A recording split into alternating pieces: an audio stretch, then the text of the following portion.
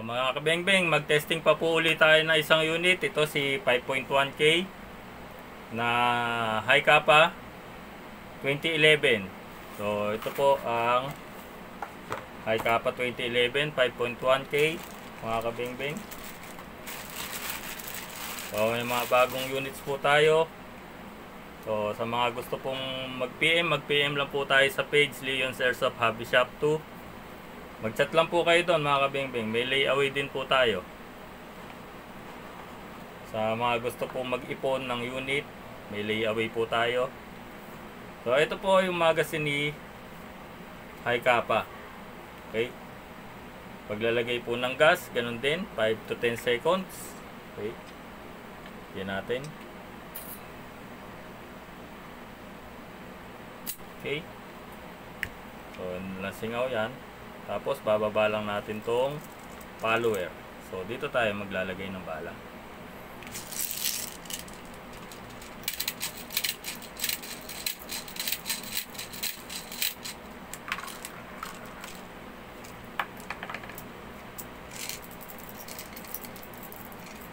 Alug-alugin lang po natin para pantay-pantay.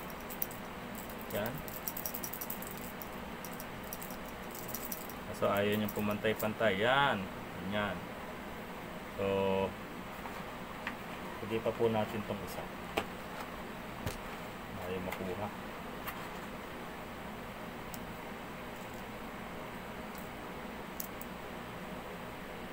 Yan mga kabengbeng. So mag-testing tayo. Okay, testingin natin doon si high kappa. Okay. So ito po ay may grip safe. Okay, paglalagay ng magazine dapat maganda-ganda salpak. Tapos to grip safety, charge tayo. Okay. Tapos pag di ka naka-grip, hindi yan puputok. Okay? Yan. Kahit anong kalapit mo diyan, hindi yan puputok. So meron din po siyang thumb safety.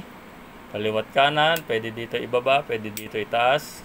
Kaliwat kanan po yan. So, fire in the hole tayo. Pag naka-grip na po tayo, yan, puputok na po yan.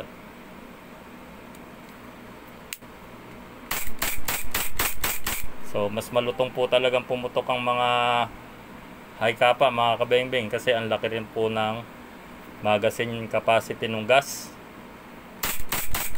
So, pag naka-thumb safe, yan, di yan puputok. Okay.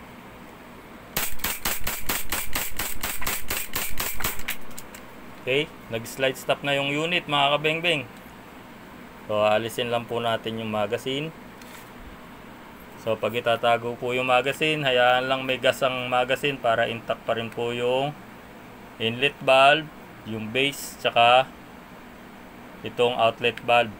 So, iwasan din po nating malaglag. May tendency pong magka-leak dito sa may base, yung base o-ring nya. Mamimisalign po. So, ito po si 5.1K, alalayan na lang po natin pag atras ng slide, tsaka natin ibababa ito. Okay.